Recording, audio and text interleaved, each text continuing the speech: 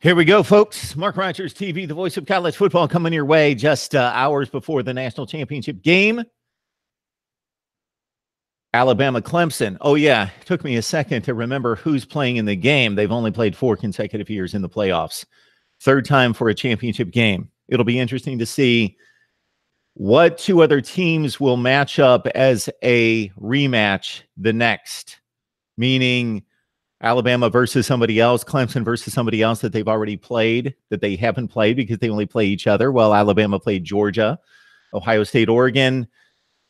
Those are the only participants for national championships. Ohio State, Oregon, 2014. Then Alabama, Clemson, 2015, 16, 18. Alabama, Georgia, 2017. We've only had 2, 3, 4, 5 schools participate in the national championship in 5 editions of the college football playoff national championship game. This is Mark Rogers, Mark Rogers TV, the voice of college football. We are the voice of college football. We come your way each and every day to provide analysis, discussion, debate like nobody else you will find online. We posted our prediction on this game earlier today, bright and early today, our breakdown of the positions for both teams, our grading of each position, and finally, our prediction. Was it difficult to make? Yes, it was. It was a difficult prediction to make, both straight up and against the points. Of course, against the points, a little bit more difficult, considering who I selected as the winner. Please check out the video, not just for the prediction, but check out the analysis on the matchups and let me know what you think. And I'm sure many of you already have. We've got about 1,000 views on that video. It was released at 6 a.m. this morning, and I'll check out the comments on that one. All right, for those of you out there that leave me personal messages like at Facebook or somewhere else, understand that I'm not going to respond when I've got 8,000 comments per month on YouTube, that I'm not going to respond necessarily to personal messages. So I appreciate it. Thank you so much. Many of you are friends with me on Facebook, and certainly I accepted the friend request for a reason, but sometimes I can't get to all of those. I'm not saying that I won't for sure, but some people want exhaustive breakdowns that I'm already providing here to a larger audience. So I'm not in the business right now of personal analysis and breakdowns one-on-one. If you would like to pay me per hour for that, we could possibly work out a deal. Which brings me to the Amazon links that you will find in the description section of any of the videos. The Amazon links means that you simply support Mark Rogers TV by going into Amazon. If you do any of your shopping on Amazon, and as I understand it, zillions of people do, any of your shopping on Amazon, what you need to do is just use any of the links that you find in any of the description sections on any of the videos, and you do not have to buy the product that's listed there. The product that you see, it's college football related. It's for sale, of course, but you do not have to use or purchase that product to support Mark Rogers TV. Just simply do your regular shopping on Amazon to support Mark Rogers TV using one of the links provided. All right, I will also let you know that this is a super chat. I don't publicize that. I don't solicit money. You guys that have been watching me for a long time or even for a little time, you know that I don't do that. But I am going to more readily and more frequently let you know that that's available as an option to help me out. I would love to produce college football content nonstop all the time for you here at Mark Rogers TV, the voice of college football. And if you have any idea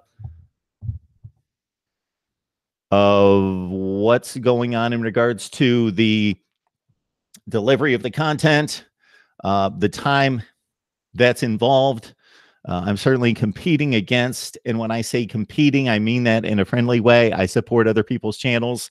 There's room for everyone, but other YouTubers out there that provide college football analysis, and that's all they do. So keep in mind that while you're leaning on me for college football analysis, information, insight, historical perspective, all the things that I deliver, and guests, which totaled over 100 last year. Keep in mind that this is something that I do on the side, and it's really not been on the side. It's been full go, full time, all the time, that I'm not obligated to other things in my life, including a full-time job and kids and so forth, and everything else that comes up, as you well know, in your life. So please understand that. But we're talking national championship game. The super chat is on. I appreciate your contribution, whatever that might be, $1 on up. We've got about 25 people on the line right now. I will get to the live chat. I am keeping scores, keeping your predictions. I've got a tally of Bama 16, Clemson 15. So you can either leave those score predictions to the comments section, or you can leave them in the live chat, and I will try to keep up with it. But it's kind of difficult to do a show and keep up with the score predictions and the tally at the same time, but I will do my darndest. Keep in mind that we've got James Coleman from Fifth Quarter College Football coming up at 3:30. That will not be a live chat. We will do our conversation. Then I will post a video probably at about 4:15 Eastern time. That's James Coleman, former Florida State fullback from 2002 to 2005, who joins us on a regular basis to talk Florida State football, of course. And we will talk some recruiting, as he has been neck deep into the recruiting wars, headed toward the first Wednesday of February, the second National Signing Day. But also, I want his analysis as a football guy, a player, and coach at times, but most specifically as a player, the player perspective on the matchups that he sees from Clemson, Alabama. And we'll get that out to you later today, as well as instant analysis, post-game analysis after the game with Mike LaValle from Last Word on College Football directly after the game. And yes, as somebody is reminding me right now, the phone lines are open at 860-325-3687. We'll see who's on the line. It's Mark Rogers TV, the voice of college football. Who's on the line? Sense of Tumor. Sense of Tumor, what's going on, man? Yeah, I like the show you did. You just posted up maybe an hour ago. Or no, maybe it was a little, I think it was today. Sure, with a breakdown of the game. Yeah. But I saw you had a call-in show, but I wanted to ask you, maybe you see something I don't. But okay. To me, when you break, it's kind of like how you broke down every position in your video. Oh, you're breaking up now. Okay. I'm going to try to hang with you, but go ahead. Okay, sorry. But when you look at, I think Clemson's D-line was the position that had the most talent at it. Yes. Now, I think their offense overall is better because of the wide receivers and the quarterback. So I think they jumped up a few spots from last year. But the position that was going to help them beat Alabama was the D-line. And when you take one of the stars off that D-line, I think they don't even have that anymore. So I feel like they really have no position really that they could beat us in. And their offense, yeah, they're going to be hard charged, and they got some tall wide receivers. But I think our receivers our cornerbacks at 6'2" are fast enough, probably faster than them, to keep up with them and disrupt them. And I don't think they'll win there. What do you think? Well, I think you make a good point that Dexter Lawrence is, by NFL scout standards, the most impressive specimen on the field at defensive line in the country. And he's out of the mix. So it's a huge issue. I think a lot of people, as I mentioned, I believe in the video, a lot of people have discarded that because the positional group overall is so dominant and so deep. But there is a drop-off when you go from top 5 to 10 NFL pick to two guys that will play in the NFL. So I think that because Alabama's running game is so devastating, I think against lesser running games, still really good running games, but lesser running games, that his absence is not as much of a factor because they've got so much talent and ability and girth up front to deal with it. But against those battering rams for Alabama, I think that tremendous just dominance of his is going to be missed. So I and then collapsing the pocket and getting right in front of Tua and obviously collapsing the pocket and getting pressure right in his face is probably not going to be as frequent without him. The wide receiver matchup with the corners is also interesting because I made my ratings and then I reached out to some Alabama and Clemson people that cover each team.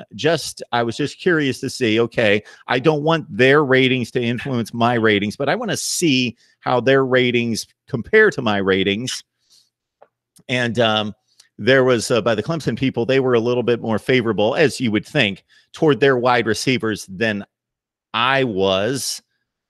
I gave them about a notch down from the Alabama wide receivers. I think it was a 9.5 to a 9 in positional groups. And when I make that rating, I'm thinking about the country, okay, the nation, on a scale of 1 to 10.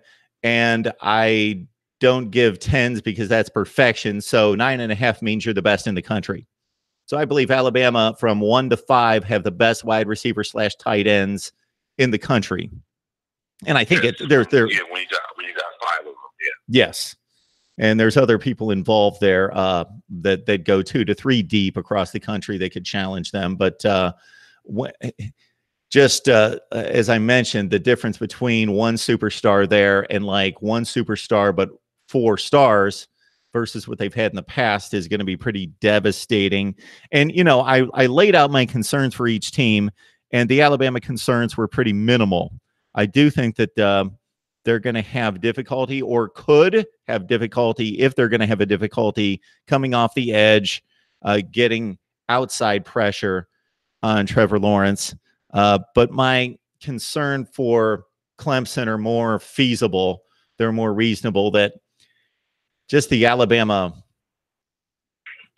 decided edge at quarterback, for as good as Trevor Lawrence is, we haven't seen him face adversity. He's never been truly behind in a game when it mattered in crunch time. He doesn't have great mobility. And of course, there's the depth concern. If he goes down, then the game's probably over, versus if Tua goes down, Jalen steps in. They got Chase.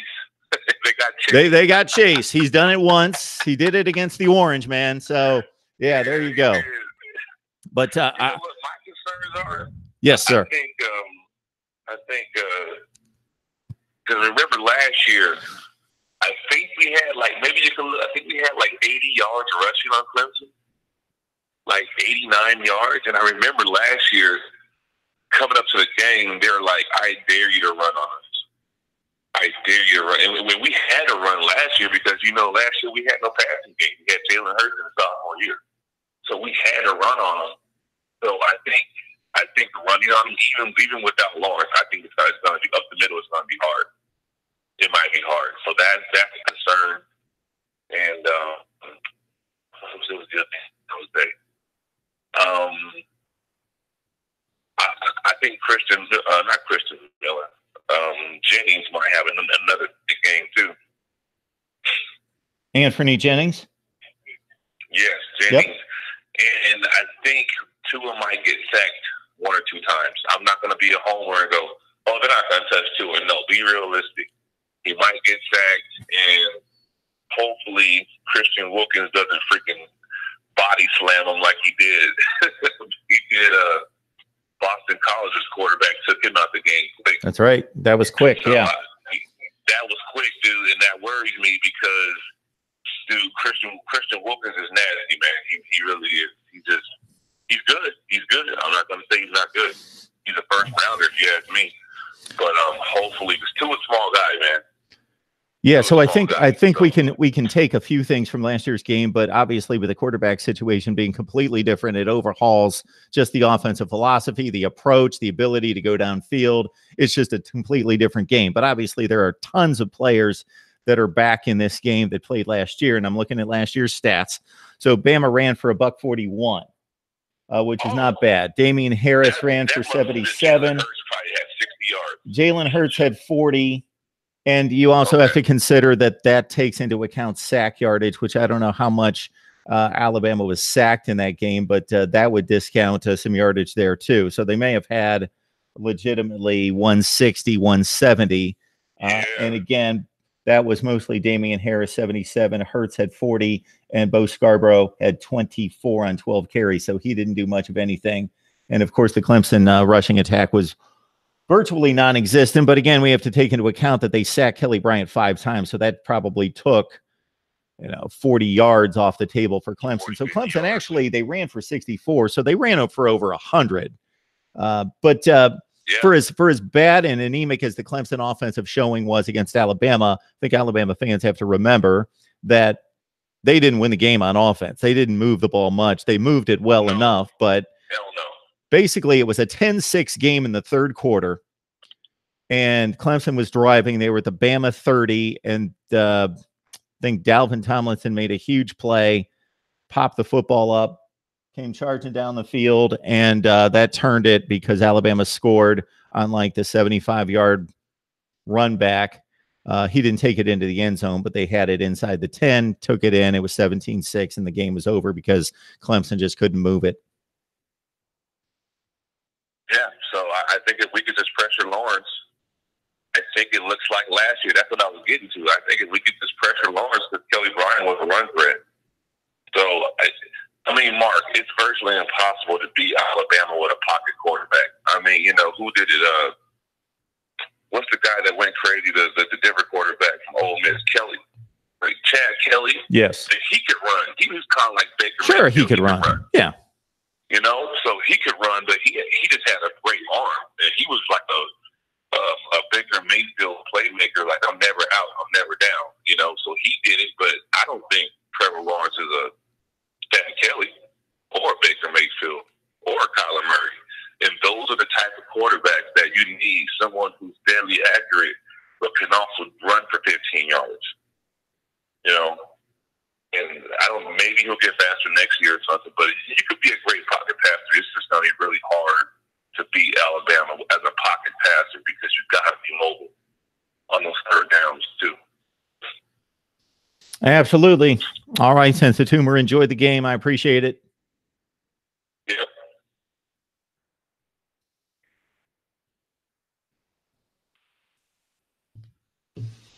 Alabama-Clemson. Whether you're sick of it or not, we may see this a few more times. Keep hearing that Clemson and Alabama, I heard this from some national people last night, recruiting better than everyone else.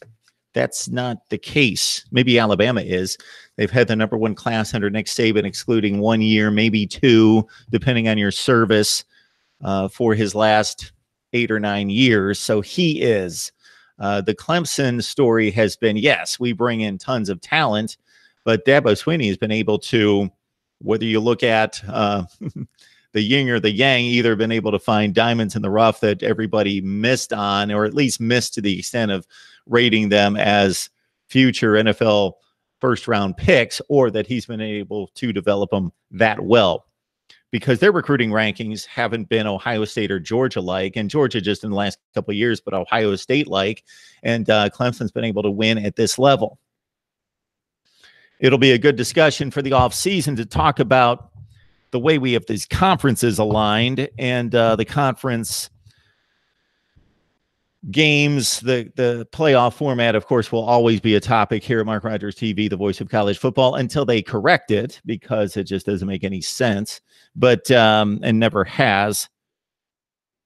But in regards to the ACC, it's almost become a New England Patriots type of deal, where the Patriots, yes, they're awesome, they're excellent, they've had the same quarterback and coach in place, and they've been phenomenal. I'm not discounting, but they have a huge advantage based on the division they play in. Put the New England Patriots in any other division in the NFL over the past 15 years, and think about how at times the Steelers and the Ravens have been dominant teams. Think about at times how good the Broncos have been, dominant Super Bowl winning teams. Or even if they went to the AFC South, that the Titans have been good at times, the Jags have been good at times. Of course, the Colts have been good, and the Texans have been good. Every other division in football, the Packers in the NFC North, the various teams that have been good, the Eagles most recently in the NFC East, the Giants at times when they were winning Super Bowls over the Patriots. Go to any other division in the NFL, put the Patriots in there over the last 15 years, and it would have been more of a struggle. There would have been resistance. And at times there would have been resistance against another elite team. So like the Ravens and Steelers had to deal with each other for a long time. The Giants and the Eagles had to deal with each other. The Broncos and the Chargers, or when the Chiefs were good, and now they're good again. The Chiefs and the Broncos. And you could go to any other division, and there's resistance. Panthers, Saints have to deal with each other. The Rams and the Seahawks. The Seahawks and the 49ers, when the 49ers were challenging for Super Bowls. You go to the Patriots, they've run into and they've been buffered by three of the worst teams and organizations in the NFL. The Jets, the Dolphins, and the Bills. They're anemic. So they go like this year, 5-1 against that division. They only went 6-4. The Patriots were only a 6-4 team against the rest of the conference, or against the rest of the entire NFL. They went 6-4. They went 5-1 against that pathetic division, and they went 6-4 against everybody else, and they still earned a first-round bye and home field advantage, at least for the first game. So this has been continuing over and over and over and over, where the Patriots go 5-1 or 6-0 against their division. They're really good. Sure, they would still compete for Super Bowls and win Super Bowls, but to get the first round bye almost automatically, and then beyond that, home field advantage almost automatically for 15 years is a huge advantage. Playing in the ACC right now is a pretty big advantage. Who's good in the ACC? You have to go to Syracuse. Syracuse is probably the second best team in the ACC, at least in terms of seeding and record and performance on the field this year. Syracuse was the second best team in the ACC. That's pretty brutal. Syracuse. I love what they did this year. I thought it was a great story. Dino Babers is doing a bang-up job, but they should not be the second best team in a Power 5 conference. They were aided by a soft schedule in conference. And therefore, if they went somewhere else, they would not go 10-3 or 6-2 in the conference.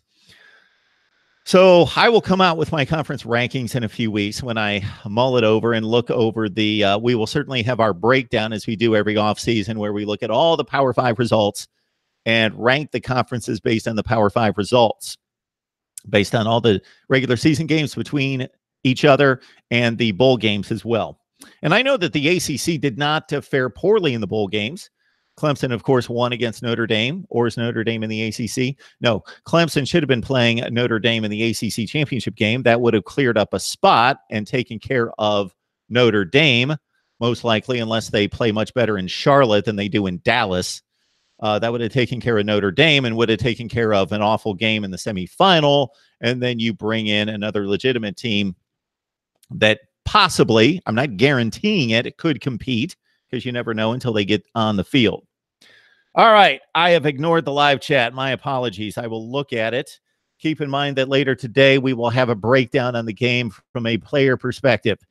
James Coleman, Florida State running back from 2002 to 2005, joining us later today. That video will be released about 4 o'clock Eastern time. And then post-game analysis, please join it right here at Mark Rogers TV, the voice of college football, with Mike Laval from Last Word on College Football, as he brings in sides from Clemson and Alabama to discuss the big game. My post-game analysis coming tomorrow morning, along with my top 25 that actually makes sense. All right. That will be released sometime tomorrow. All right.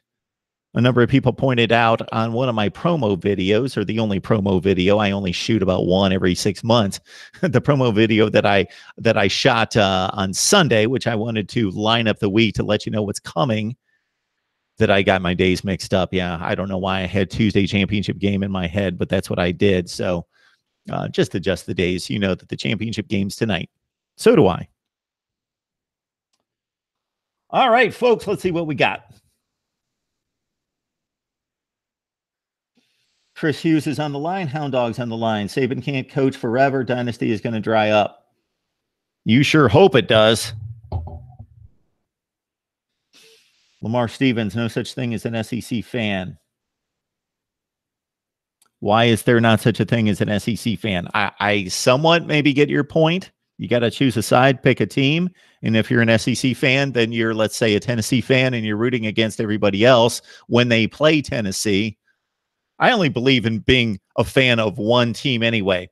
And I'll make a few exceptions for people out there. Let's say you grew up in North Carolina and you were a North Carolina fan your whole life growing up. And then you went to college and you went to Utah.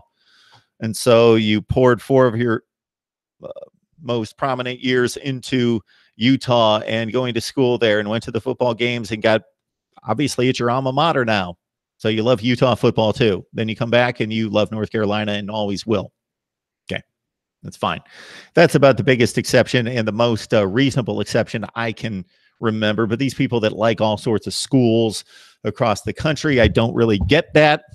Pick a team. Everybody else should be the enemy. That's how I see it. Or these people that have a different football teams than basketball teams on the collegiate level. They root for Notre Dame football. They root for Kentucky basketball. How does that make any sense? All right. Got a call coming in. 860-325-3687. I want to remind everyone that we've got the Super Chat on the line, meaning you can contribute to Mark Rogers TV, the voice of college football, much like you do some other channels. So we've got the same opportunity for you right here on the Super Chat. Who's ever on the phone, please tune down your phone or laptop, whatever you've got me on, because that creates feedback. It's Mark Rogers TV. Who's on the line? Hey, Mark, it's McD Sports 4. Hey, man, what's going on? Hey, just thought I'll call in real quick to give my prediction for the game. All right. Tonight.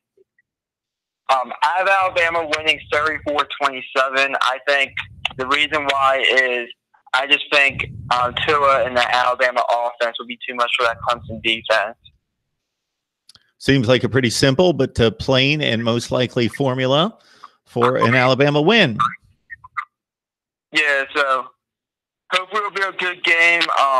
I'm anticipating it will be a good game. Can't wait for it, and just want to call in and give my prediction. Awesome. That's all I really had. So thanks so much for doing that.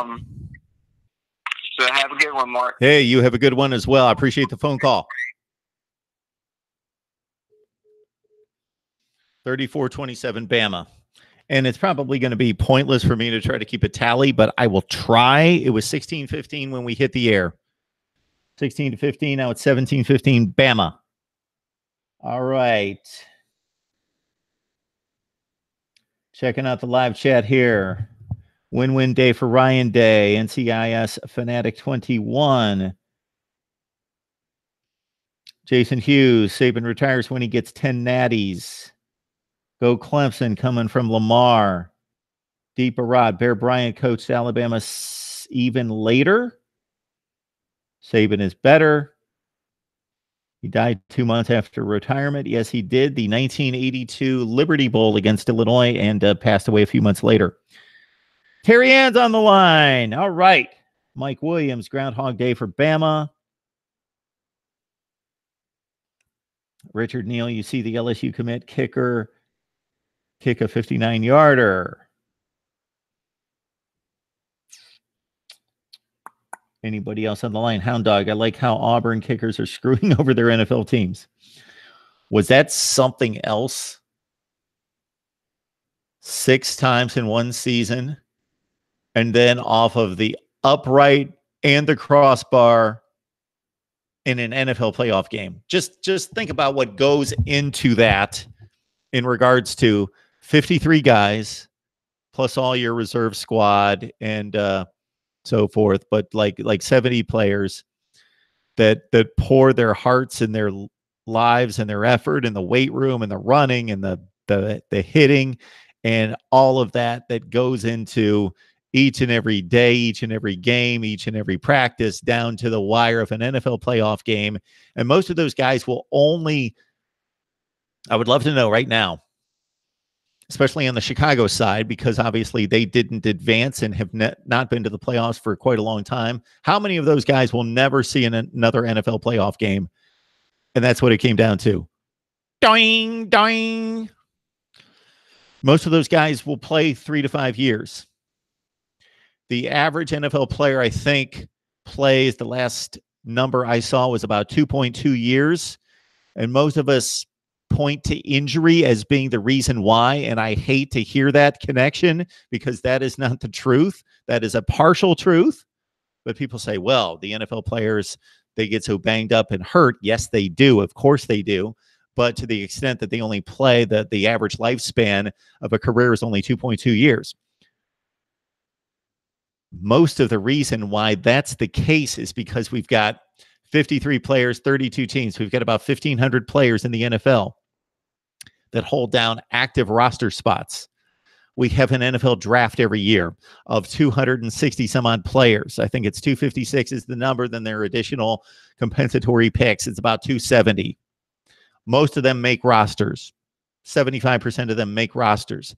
There are 50 to 60 free agents every year in the NFL that make rosters. So you're talking about an influx of like 300 players, like 1/5 of the league, that is kicking out the 1,500 from the year before, not based on injury, just based on being able to work. Many of them younger, cheaper, faster, stronger, whatever the reason. It has to do with money in some instances. It has to do with ability in some instances. All right. Not an NFL channel, although I see other people branching out into other things. If you check out Zoe, our man, 1219, branching out, covering some NBA and NFL. I love the NFL. I could analyze the NFL to a certain extent, but I can't cover it like I would like to cover it, of course. All right. All right. Reasonable Gump on the line. I love how this happens every year. Other fan bases trying to tell Alabama that they will lose their coach as if they know nothing. Nothing! That's a reference, but it goes way back.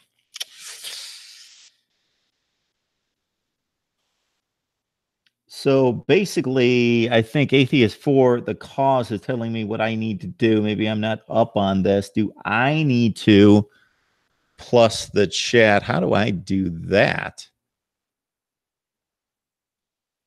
Trying to do this on my... So I'm going to give to myself here. Do that like that.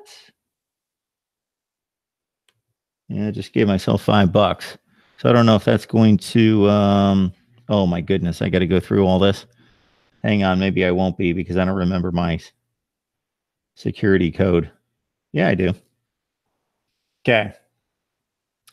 So basically down there at the bottom, you got a $ sign that you can contribute to Mark Rogers TV, the voice of college football. College basketball talk likes the Cowboys over the Rams 28-25.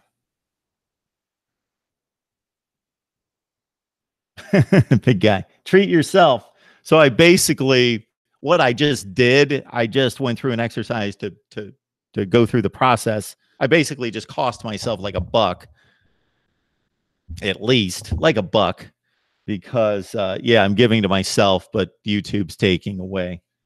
That's fine.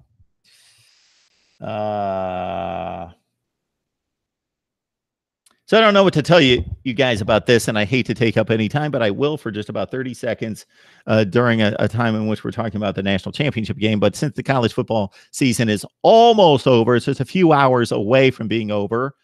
But if you've joined us in the offseason before, if this is the first season you've joined Mark Rogers TV, the voice of college football, and see this insanity of content coming at you constantly during the football season, it doesn't stop during the offseason. We actually have more to talk about in some respects because we're analyzing, ranking players and coaches and rating and talking recruiting and breaking down positional units for all the teams across the country and doing all that. So if you've ever been with us in the offseason, you know that we go full steam ahead.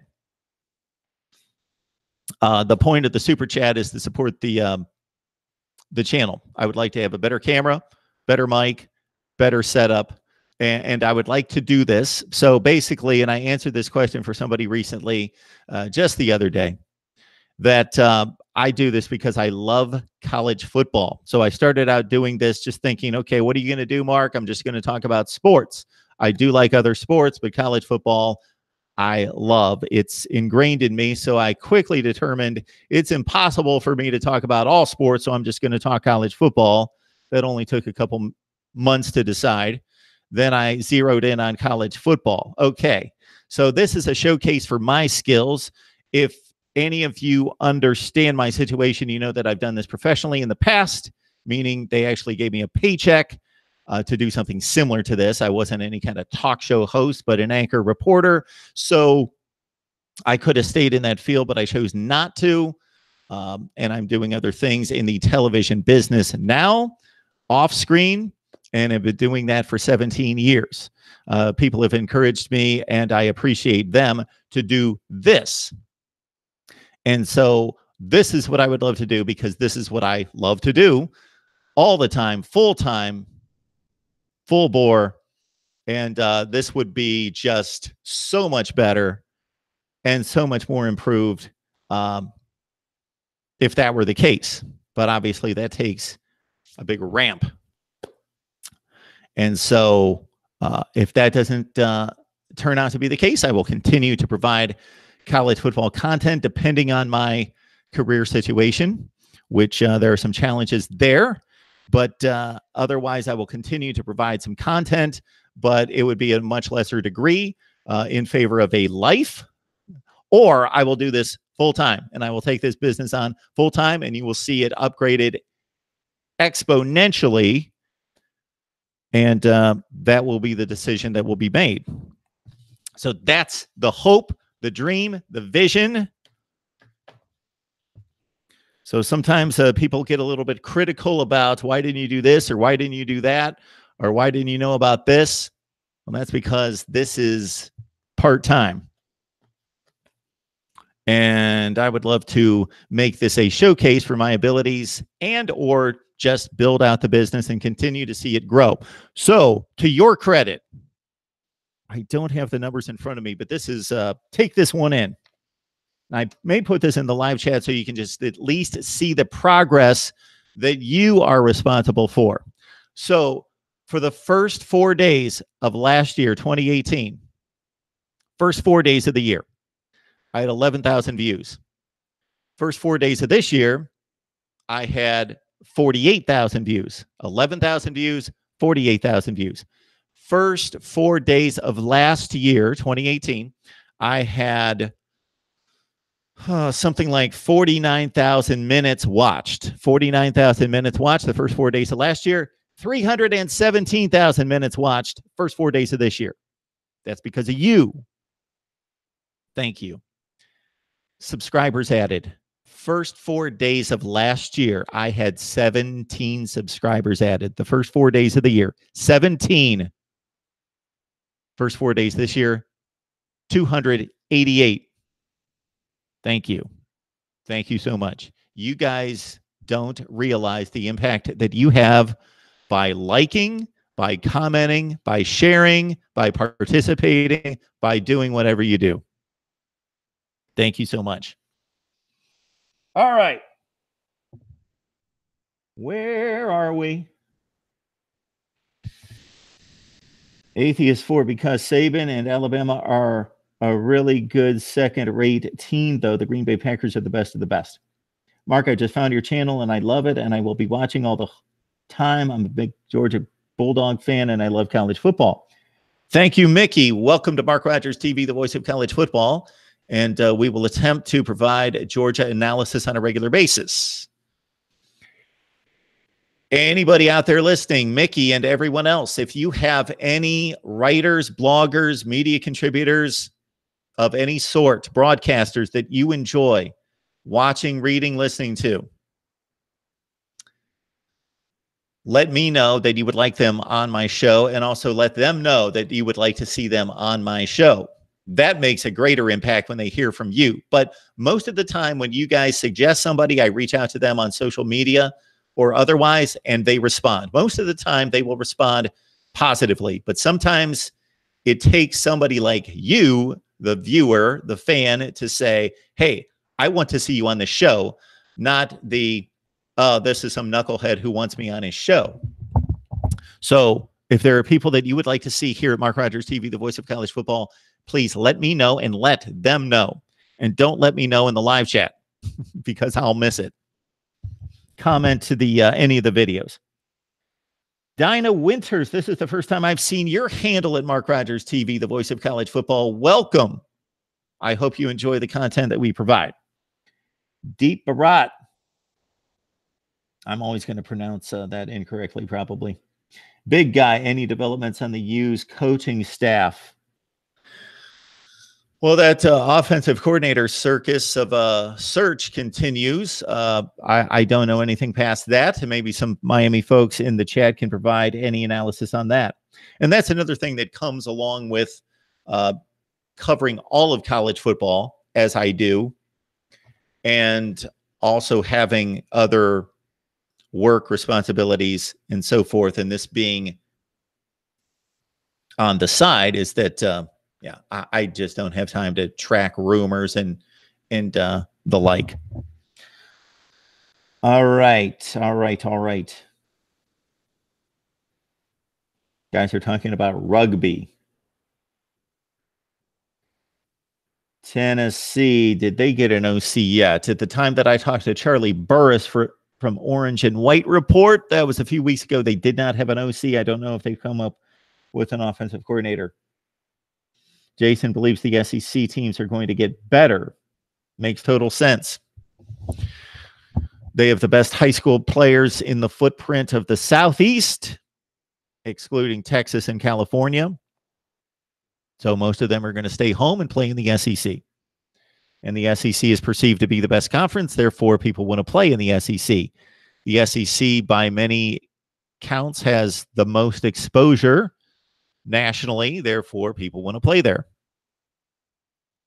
The pipeline to the NFL, I don't necessarily understand that, except for player development, that argument that certain programs will take a marginal prospect and turn them into an NFL prospect. But in terms of exposure, that's ridiculous. You can go to Wyoming and play in the NFL.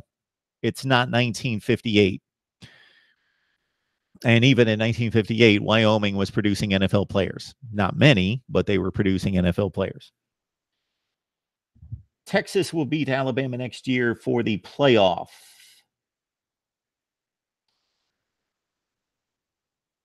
Deep Barrett, Big 12's better than the SEC. Mark, I say whoever gets the most pressure on the quarterback wins the Natty. Well, that's the most important factor. I'm not going to make that automatic assumption, but I think it's in critical situations, yes. In critical situations, whoever gets the most pressure on the quarterback, unless one quarterback just plays so much better than the other one, even under duress. But that's always, almost always, 90% of football today is about putting pressure on the quarterback. Unless we get to a situation where one quarterback's so much better than the other quarterback, and we shouldn't have that at this point of the season. And generally wouldn't with any matchup in the college football playoff, although Ian Book, fine quarterback, not up to the standard of the other three. The other three are the elite: Tua, Trevor, Kyler. Dwayne Haskins, had he made the playoff. Ian Book, fine quarterback. Ian Book could win a national championship, I believe, but he needs more help. Trent Dilfer won a Super Bowl. Brad Johnson won a Super Bowl. They needed more help, though.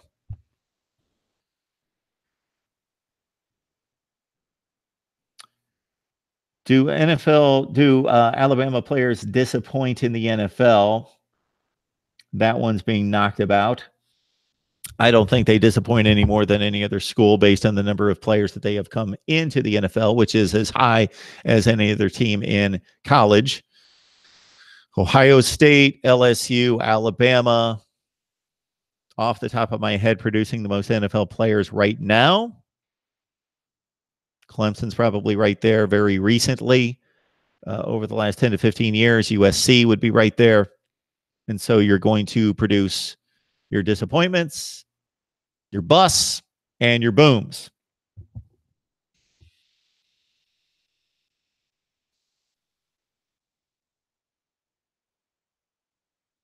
Backus Thompson, 27-17, Bama. Reasonable Gump. This game should be in the Southeast, so fans don't have to travel so far if they do at all. Greg Madison leaving Michigan for Ohio State. Navy Thomas letting us know breaking news there. USC Gamecock fan, welcome to Mark Rogers TV. Nobody cares about Ohio State. All right, this is an interesting comment. Don't be ignorant. Root for your team. Trash the teams you don't like, but don't be an idiot. Don't be ignorant. You show yourself to be a complete fool when you make statements like that. You're a USC, meaning South Carolina Gamecock fan. You have a solid fan base. You have a packed stadium typically. You have a reasonably high level of interest across the country. Ohio State. Okay. Realize that each and every year, that if you look at the TV ratings, that's actually people that sit at home, millions of them, and watch games on television, that we can understand and we can make an evaluation over time who the most popular teams are, who are the teams that people care about. More people watch Ohio State play football than just about anybody else. All of the top 10 games, and I would have to review it again because there was still a week or two left in the season when I saw this. The top 10 games in terms of TV ratings, people watching games on television, were all SEC and Big Ten games. They all involved the same teams. And Ohio State was on that list for every Big Ten game. In Alabama for just about every LSU, Georgia, I think, was a huge game. So that would be the exception. I think that was the one exception that Alabama was not a participant. So just trash Ohio State, trash Alabama, trash Clemson, trash Idaho. Trash whoever you want. You're a fan. This is what makes it fun. But don't be ignorant and make stupid comments that are completely not factual. All right. Hopefully we cleared that up. We try to educate. We also aim to educate here a little bit, and we want to have some fun. And if you guys come up with ways that we can have more fun here and liven things up, I'm always open to suggestions. I'm not wearing a clown mask though. No makeup, no wigs. Okay, we'll rule that out.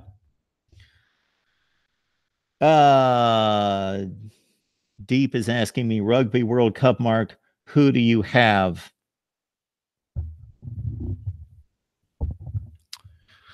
So who do you think I have? I would have no one. I have no idea that's even going on. Football, baseball guy, right here. That's it. Big guy, Mark. Big guy, I have yet to ever see your handle here.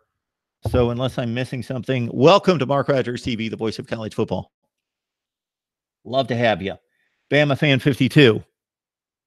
Aaron Short, Bama players are doing great in the NFL. Derrick Henry, Marlon Humphrey, Mark Ingram, CJ Mosley, Minka Fitzpatrick. Big guy, give us your prediction for tonight and score. That's why I posted a video earlier today, big guy, that says, and the winner is in big caps. That's kind of the game we play here on YouTube or online. We want people to watch. If you're interested, if you're not, certainly don't. But if you're interested, then you go to that video.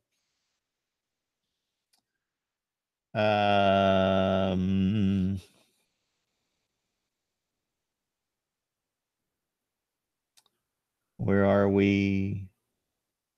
Mark, if you heard that Jim Chaney, offensive coordinator from Georgia, is going to Tennessee to be their offensive coordinator, I just heard it on Dog Nation Daily. Did not hear that, Mickey. Where does Shiano land? Good coach at Rutgers. South Carolina fan think no one cares about Ohio State. Yeah, I thought I would get a little bit more play on that. NCIS Fanatic 21. I find great joy and amusement in comments like that. Atheist. Ohio State is probably the best school in the country for NFL prospects.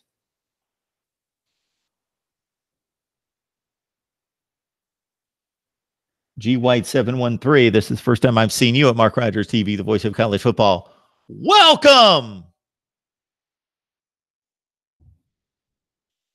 Bama 52. Bama fan 52. Thanks for enjoying the videos and thank you for the encouragement. I appreciate it. Also, keep in mind, we've got a super chat going here if you would like to contribute to the channel.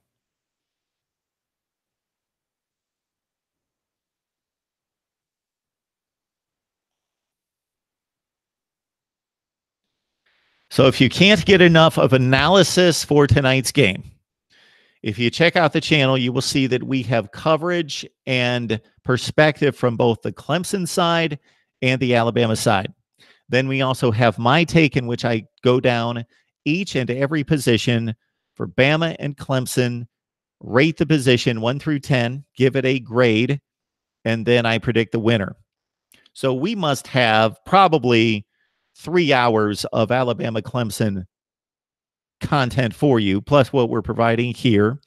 And on top of that, James Coleman joins me at 3:30 Eastern time to break down the game from a player perspective. James was the Florida State fullback from 2002 to 2005. Post-game instant analysis. Join us right here. Mike Laval from Last Word on College Football and a number of guests. My take on the game as posted again tomorrow morning. And then to wrap up the season, but we will continue content on and on and on and on as long as I am allowed to, on and on and on and on and on and on and on throughout the offseason. That in many ways, even though I love watching college football almost more than anything there's about 2 or 3 things that I love more than that, but watching college football, so I miss the regular season, I miss the bowl games, I miss the play on the field, but in terms of kind of diving into analysis, I do like the offseason for that. So the analysis will just come pouring at you, and we will take all requests. But my final capper on the season is, of course, my top 25 that actually makes sense.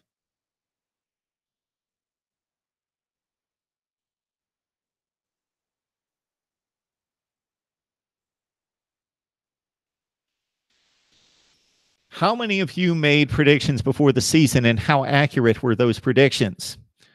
In 2016, I was very satisfied at this point in the season because I predicted Alabama, Clemson, Ohio State, and Washington in the playoff. And that's who was in the playoff. That's what I predicted in August. This year, 2 for 4, and my 2 out were I could make the argument they should have been there. Other people did.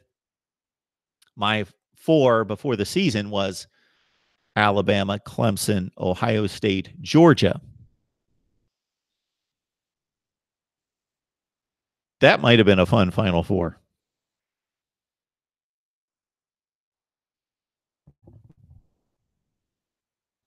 Maybe in the preseason, they should just ask me who should be in the Final Four. And we could have played the Final Four, and it would have been Ohio State, Georgia, Alabama, Clemson. And we would have played those 4, and we might have had a better semifinal. Maybe. I don't know. I believe so. Bama fan 52. I saw Bama, Clemson, Ohio State, Georgia. Richard picked Bama, Clemson, Ohio State, West Virginia. You sigh on that one, Richard, but you were very close. 59-56 against Oklahoma. If Will Grier doesn't get strip sacked twice, you go to the Big 12 championship game with a chance of course, winning. And let's see, you had... Did I mess something up? Did they have 2 losses before that? They lost to Iowa State. They lost to Oklahoma. You still would have just had the 1 loss, correct? You might have made the playoff.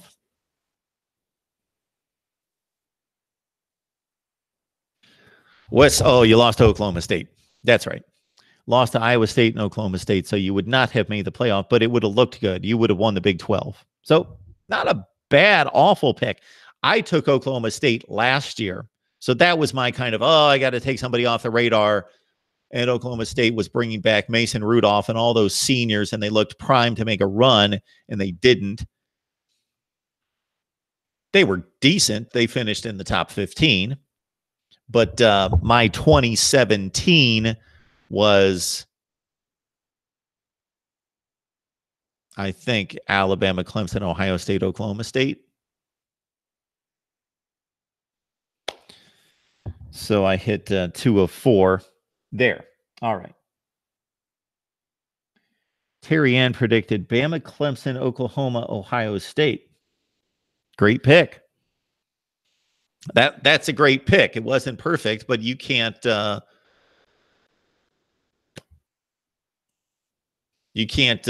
what the selection committee is going to give us. George gives us a go Gators until we win the championship. Eventually, it will be right.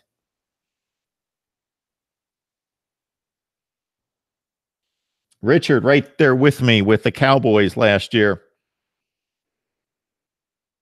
Anthony, we've got the call-in number available at 860-325-3687. I will put that in the live chat. 860-325-3687. I will take another call or two and be on the line for another couple minutes, and then we'll get off and get a few things done. At 3:30 Eastern Time, not live, will be James Coleman from fifth quarter college football. Yes, fifth quarter college football. And he will join me. And we will post that video from the player perspective on the breakdown of the game at about 4 o'clock Eastern Time. Oh, hey. There you go. Okay. I thought I put I saw Navy Thomas's response and I thought I wrote the wrong phone number. He was helping me out writing the phone number and then correcting himself.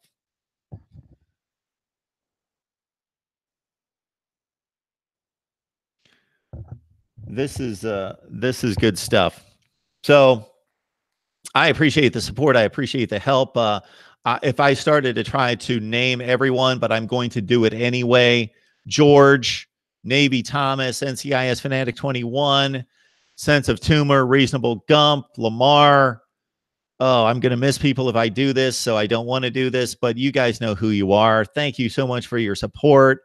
And I have so much I would love to do with this channel, and so much that would provide even better content, discussion, debate, analysis, a better look, a better feel, a better vibe, more consistency, more analysis on a regular basis, and all of that, and acknowledgement and recognition for you guys that support me and encourage me on a regular basis. And I thought I was off the proverbial hook, but we got a call in, which is good. And I'll remind you that the super chat is available there if you would like to contribute to the channel. It's Mark Rogers TV, the voice of college football. Who's on the line? Anthony. Hey, Anthony. How are you? Hey, Mark. I have a question. Are you going to do a signing day special? So this past signing day, which would have been in December, what has now almost become signing day, as you well know, I must have produced, I don't know how many videos on that particular day. We went live at some point during the day, and then I cranked out a ton of videos with contributors all over the country. So I get on National Signing Day, and I do as much as I possibly can. For the past 3 years on National Signing Day in February, I've done a live show from like 6:30 to 11 o'clock at night, like 4 or 5 hours live. But I had somebody off-site that could produce a show for me live. But I could do a live stream, yes, on National Signing Day. But I will be providing all sorts of analysis, yes. And there's been another question, Mark. Do you have any updates on any backups that we have since we lost Tyreek and Krista, both Alabama and Georgia? Okay, wait a minute. What team are you calling about? The Hurricanes. I'm a Hurricanes fan. Okay. You're a Miami fan. I don't have any updates on Miami. I don't have any updates concerning the recent job openings there or anywhere else. Nothing that you guys can't Google and find from local writers and bloggers that are on top of that particular scene. So you have to understand you have to understand my place in this. Not that I don't at times hear things before everybody else or nearly everybody else hears them, thanks to some people that I am in contact with. But most of the time, my job is to discuss and debate and analyze the news, the results, the performance, all of that. I'm not an Adam Schefter who's going to be reporting and have the ear on and the pulse of any particular program, because that's just that would be a losing battle from where I am and based on other obligations that I have in terms of my career, to be following and tracking rumors all the time and trying to break news. For me to break news, that would be a useless approach and pursuit of mine. Do you understand that? Once we get the news, I will certainly have my analysis and perspective and bring people on that can do the same. I think we lost Anthony. Okay. Anthony brings up an exceptional point. So in this day and age, we find out news quicker than ever before, obviously, because we just don't have official entities reporting the news. We have people in the room.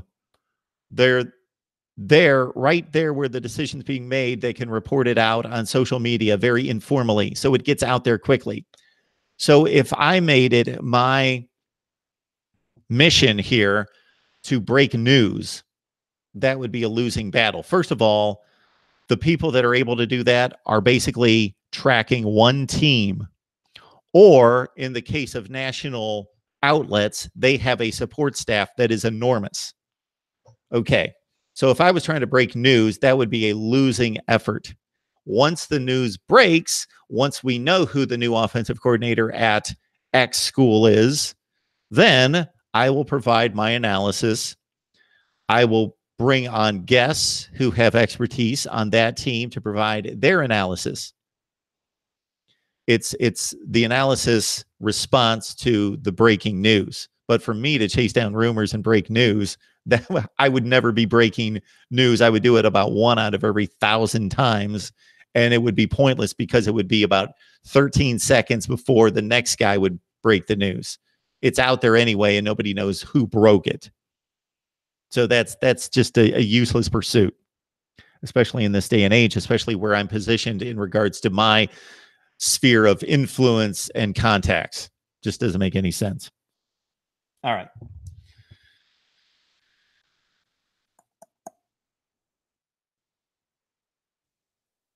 Okay, you guys are having a big time talking.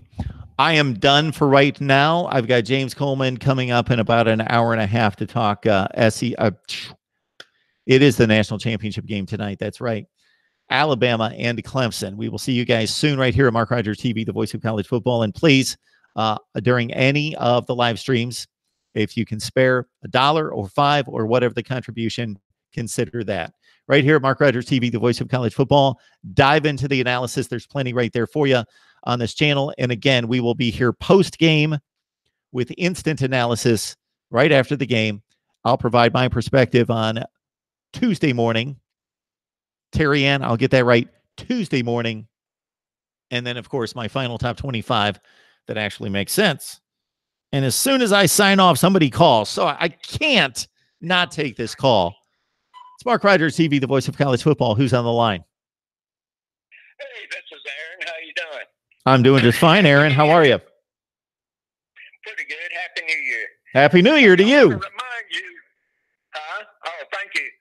I want to remind you to update your Alabama helmet. You have 16 on it. Well, that represents national titles. Yes, it does. Should be 17. Yep. So after tonight's game, you're going to need to get you one that says 18. Okay. Since you're the first, we're going to win it. I appreciate that. Clemson's a really good team. Yep. They're deserving to be the number 2 team. Clemson's really good. Yep. But the Crimson Tide will win it. We're going to take it all, and don't forget to update your helmet. All right, Aaron. And yeah, I've got to say my comment. Okay, absolutely. You haven't read it. It's kind of funny. Well, Alabama has the Hawaiian punch. We got a cheetah. We got a few gazelles. We got elephants on the O&D line. And if that ain't clicking, we bring in a hero. Then Jalen hurts you. I just had to say that. Well, that's quite the way with words right there, Aaron. But also, I want to make a comment on everybody, or a lot of people, especially the haters of Bama, and Clemson's starting to pick up a few haters too. They're going to be right there with us amongst the haters soon. But yeah, everybody won 18 and 16 and 2,000 team playoff or whatever. Yeah. You know what's going to be funny? When Alabama one day gets out of the top 4 at number 5, 6, 7, and they come back and win it because of an expanded playoff. I just think that'd be kind of funny. Yeah, well, I'm all for an expanded playoff, but not maybe for the reasons that a lot of people are. And I would certainly credit Alabama or anybody else who was number 6 in the country and made it to the playoff, an expanded playoff, and won the national championship. Yeah, I mean, it could happen. Absolutely. But anyway, roll Tide, roll, and looking forward to tonight's game. Absolutely, Aaron. Thank you so much for calling in for the first time. I appreciate it. Enjoy the game. All righty. Bye-bye. I'm going to respond to the number on the helmet. I meant to do this with Aaron on the line, but I didn't want to cause some big ruckus, but I've done this before. So let's understand that in part is a made-up number. So let's understand that too. Okay. Let's understand that a lot of teams that have zeros that would be on the helmet, or 1s or 4s, could make it 7 or 6. There's a lot of dispute there. So these are not official championships. They are as of 4 years ago. Anyway, that's a whole other discussion. We've had that numerous times, and everybody claims their national championships. So we've been playing college football for, as is being advertised this year, 150 years. We've been awarding national championships since 1936. That's the poll era, and teams were claiming national championships before that. So we should only have about 150 national championships, but if you add up all the national championships for all the teams, it's about 500. So that will be an exercise that I will enjoy, is to go through every year and say, okay, what happened this season? What are the records, and who defeated whom, and who is reasonably the national champion, or because teams don't generally play each other enough or did not play the right games, we would have to say, well, we've got 3 teams who could legitimately claim a national championship this particular year. I will enjoy that exercise, going from the beginning of time till now and saying who can claim a national championship. For example, last year, Alabama won the official national championship. Central Florida can certainly claim a national championship. I have no issue with them claiming a national championship. What else were they supposed to do? They won every game. They took on a team that went to the SEC championship game, that beat the 2 teams that played in the national championship game, and they went undefeated. They can claim a national championship. They would be the only 2 teams that, in my perspective, from my perspective, a logical perspective, could claim a national championship last year. Now, we've got a flawed system, and I'll kind of extend some of the points that Aaron made. We've got a very flawed system where some teams are just as deserving and have earned the spot, sometimes even more so than the teams that are selected into the playoff. They actually maybe won a conference championship, and teams that made the playoff did not win a conference championship. So this is an idiotic system Therefore, we have all sorts of disputes about who could have won the national championship had they been given the opportunity.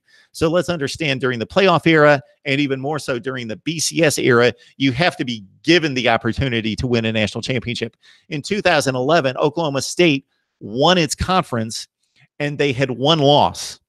And Alabama did not win its conference, and they had one loss. And Oklahoma State was not given an opportunity to win the national championship. Now, make the distinction. Do I believe Oklahoma State was the best team in the country? No. Do I believe that they won a conference championship and only had one loss, and that Alabama already had a shot against LSU? Yes. So there was not a perfect situation or solution because we only had one stupid game to play, and there was only two teams that made the playoff.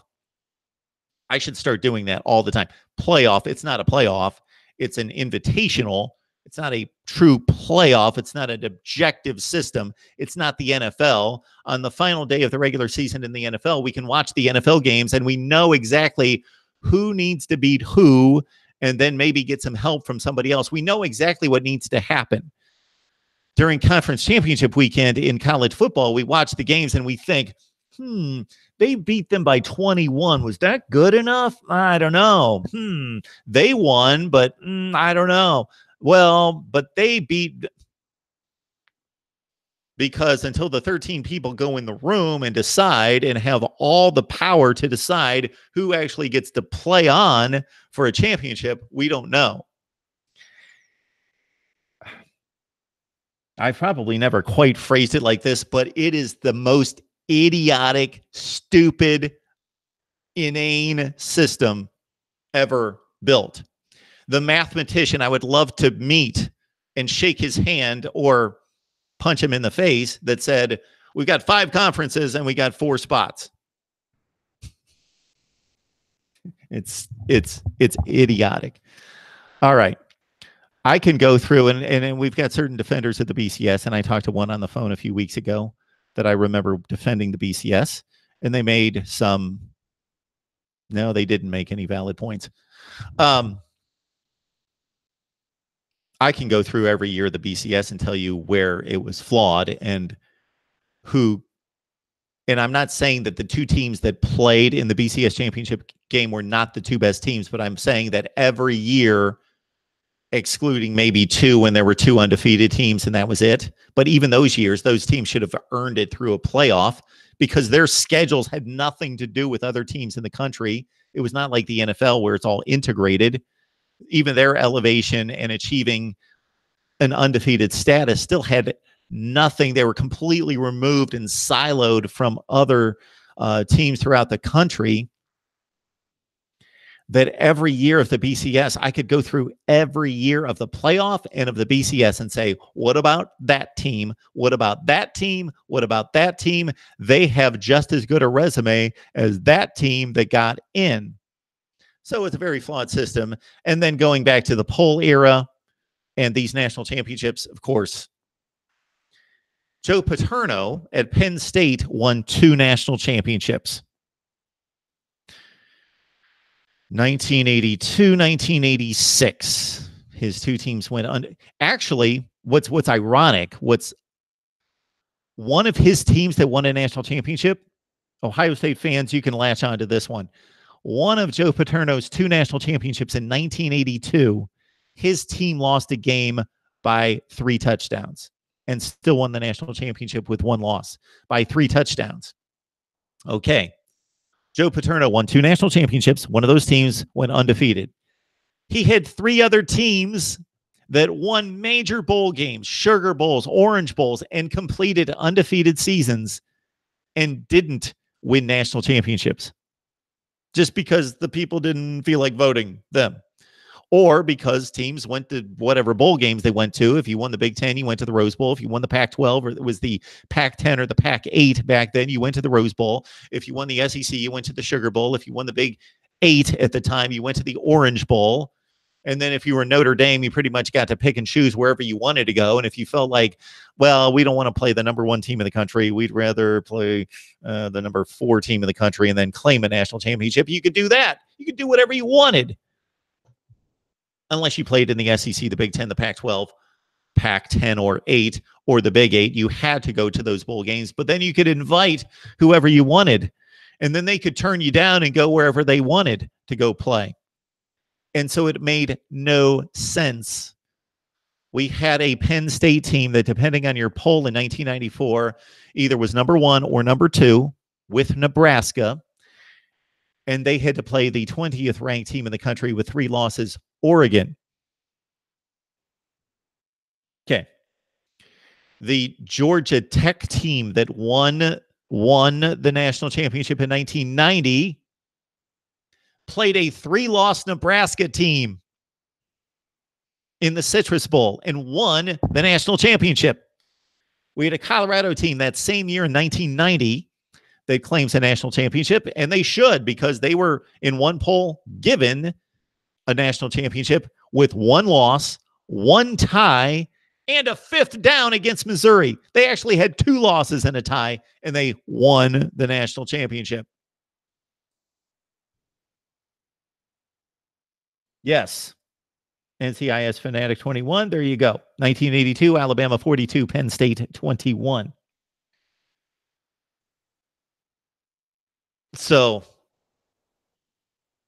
I could go crazy about this, and already have and could till the end of time. So claim your national championships, but understand when you add them all up, Alabama's got 18 after tonight, I guess, if I'm right.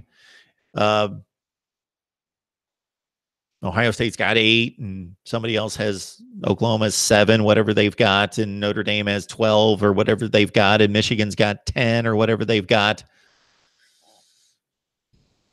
NCIS Fanatic 21's been on me for this in the past, and yes, we need to go through every year. I should post a video like every hour after I analyze it, which is not reasonable, but something close to that, and just march through every year and look at it and say, okay, what actually happened here, and why are all these teams claiming national championships? I get worked up and have to calm down so I can talk. Especially all these teams. As an Ohio State fan, I will say that the 1970 claimed championship is ridiculous. They lost the Rose Bowl to Stanford. That's another thing that's happened with all these big institutions and these big programs claiming national championships. For a time, they didn't count the bowl games. Well, most of the time they were playing a team that was the best team that they had played that season and losing bowl games and claiming national championships. They've all done it. Or many have done it.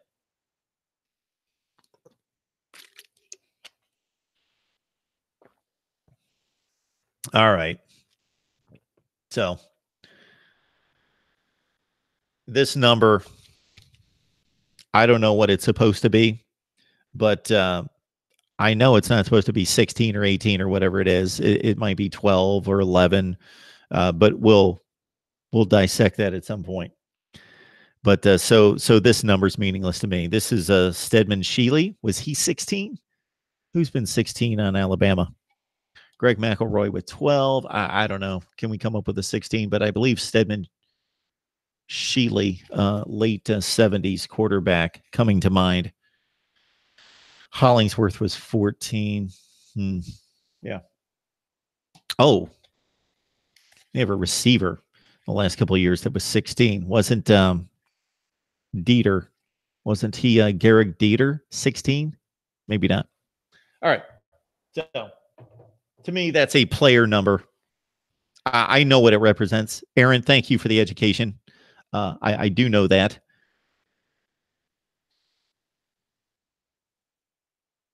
All right.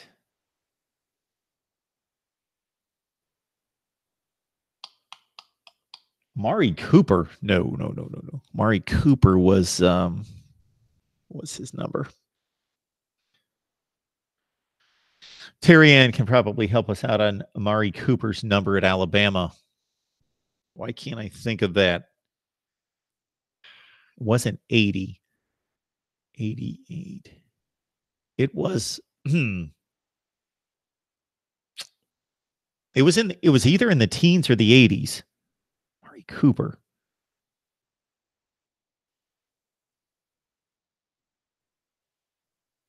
All right. I'm just killing time sitting here, and I don't have time to kill. Thank you guys so much for your support, your help. These live streams will continue, of course, and the super chat will be on. So if you want to contribute to the channel, please do. I appreciate the support. We will be back with a post in a couple hours with James Coleman with the player perspective on Alabama-Clemson, and, of course, post-game analysis right here at Mark Rogers TV, the voice of college football. Thank you so much. Amari Cooper was number 9. Okay, that sounds about right. Since the tumor tells us that, so we go with it. I would think that I would have come up with that, but yeah, I can see it. Okay, Amari Cooper, number 9. Give me a number 16, and that will be my reference to my Alabama helmet in the future. And as Aaron alluded to, if you would ever like for me to purchase helmets, certainly all you need to do is provide that in the super chat and let me know that that goes toward buying a helmet. I think they're about $400 each. All right. Thank you so much. This is the voice of college football. We will see you soon.